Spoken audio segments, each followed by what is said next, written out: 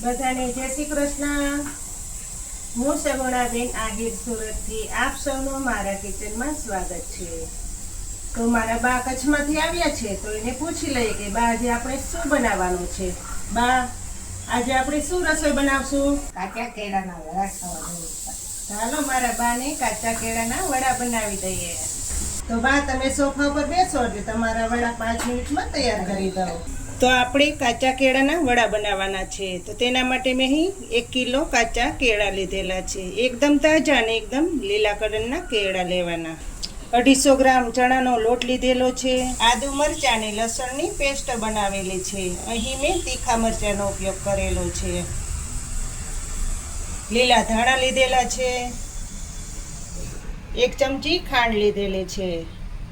1 ચમચી મરીનો પાવડર લીધેલો છે અને 2 ચમચી જેટલો લીંબુનો રસ લીધેલો છે અને મીઠા સોડા લીધેલા છે। જરૂરિયાત મુજબ મીઠા સોડા નાખીશું। સૌપ્રથમ તો પહેલાં આપણે કેળાને બાફી લેશું। મોટા કેળા હોય તો તમારે 2 ભાગ કરી લેવાના। નાના કેળા હોય તો આખું કેળું જ બાફી લેવાનું એકસાથે।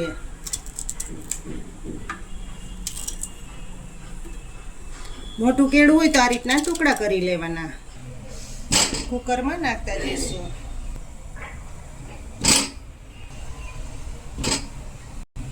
કેળાના આ રીતના ટુકડા થઈ ગયા છે તો તેમાં જે કેળાના ટુકડા ડૂબે તેટલું જ પાણી નાખીશું, વધારે પાણી નહીં નાખીએ।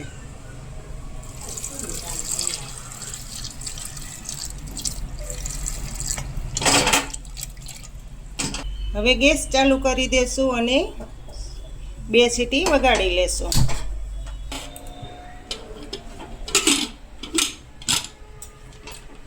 કુકરની 2 સીટી થવા દેશું। 2 વિસલ થઈ ગઈ છે તો હવે કેળાને જોઈ લેશું।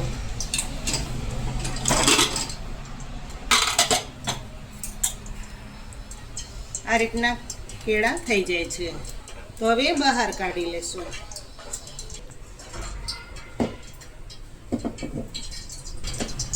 કેળા ઠંડા થઈ જાય પછી છાલ ઉખેડી અને તેનો છૂંદો બનાવી લેશું। કેળા ઠંડા થઈ ગયા છે તો તેમાંથી છાલ બહાર કાઢી લેશું।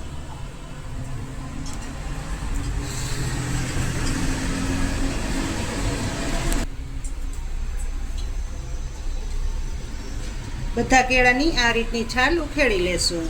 તો હવે આ કેળાને મેચ કરી લેશું।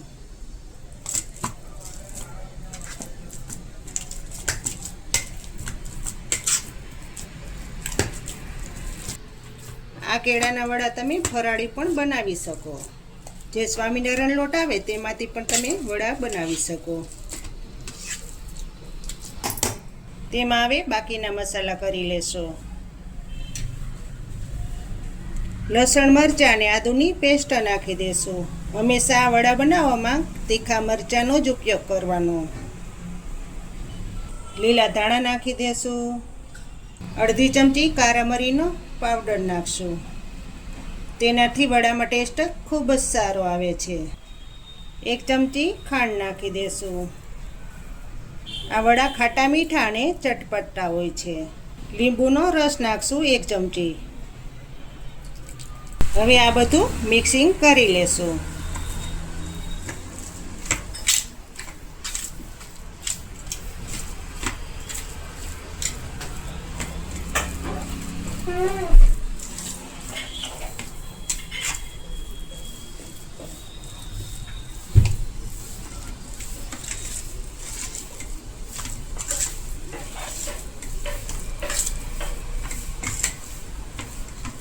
આ રીતનું મેચ કરી લેવાનું જેથી કરીને ગોળી સરસ બને। હવે તેલવાળો હાથ કરી અને આપણે ગોળી બનાવી લેશું। જે રીતની આપણે બટેટાની ગોળી બનાવીએ તે જ રીતની કેળાની ગોળી બનાવવાની।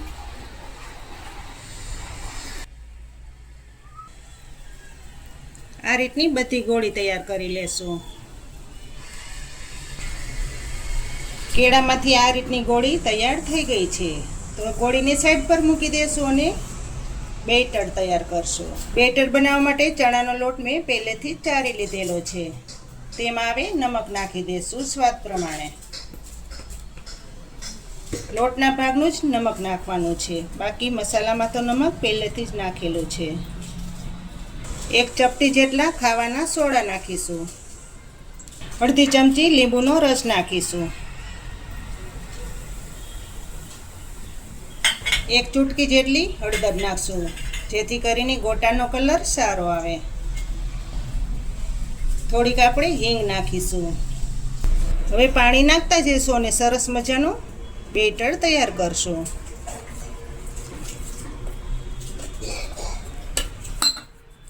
લોટ હંમેશા ચારીને જ વાપરવાનો, જેથી કરીને લોટમાં ગાંઠા બિલકુલ ન રહે. ગમે તે લોટ વાપરતા હોય પણ હંમેશા ચારીને જ વાપરવાનો.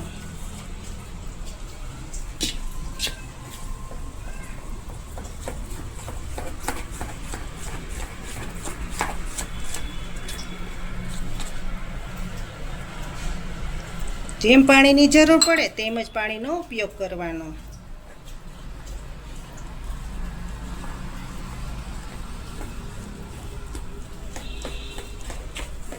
આ રીતનો લોટને ફેટી લેવાનો, અંદર રહેલા ગાંઠા ભાંગી જાય.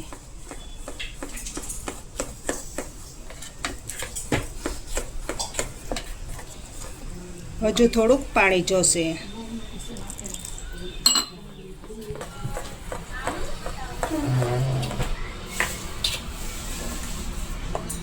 આ રીતનું બેટર પતલું રાખવાનું, વધારે જાડું પણ નથી રાખવાનું અને વધારે પતલું પણ નહીં.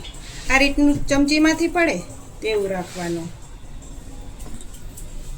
તેલ પણ સરસ રીતે ગરમ થઈ ગયું છે. થોડોક લોટ નાખીને જોઈ લેશું તેલ ગરમ થઈ ગયું છે કે નહીં. તેલ હાઈ ક્લાસ રેડી છે. તો હવે એક એક ગોળી લેતા જઈશું અને તેલમાં નાખતા જઈશું.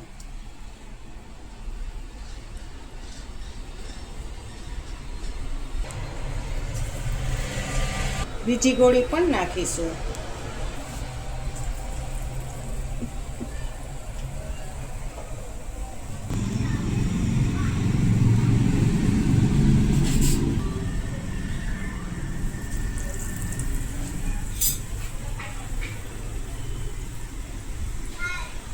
જેટલી કઢાઈમાં ગોળી સામે તેટલી નાખીશું.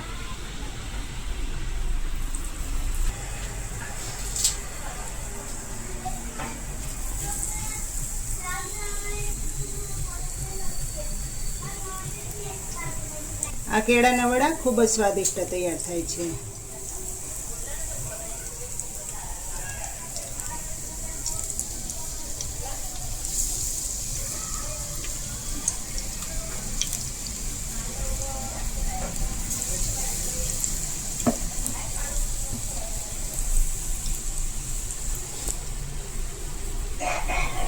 હવે ફેરવી લેશું.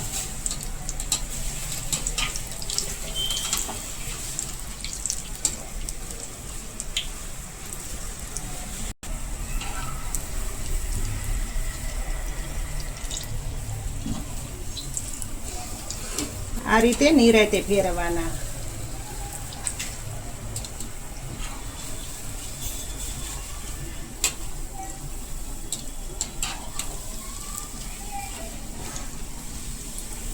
આ રીતના વડા થવા દેવાના.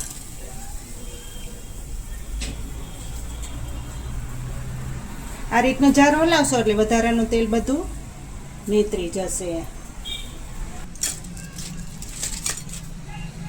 વરાની સુગંધ તો સારી આવે છે. બનાવ જલ્દી બનાવ. તો તૈયાર થઈ ગયા છે ગરમા ગરમ કેળાના વડા. તો ચાલો બાને ચખાડતા આવીએ. જુઓ બા, તમારા વડા તૈયાર છે.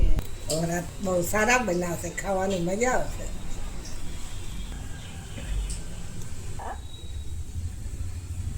મસ્ત બન્યા ને બા? જો સ્પેશિયલ તમારા માટે છે હો, ખાજો. બહુ સારું.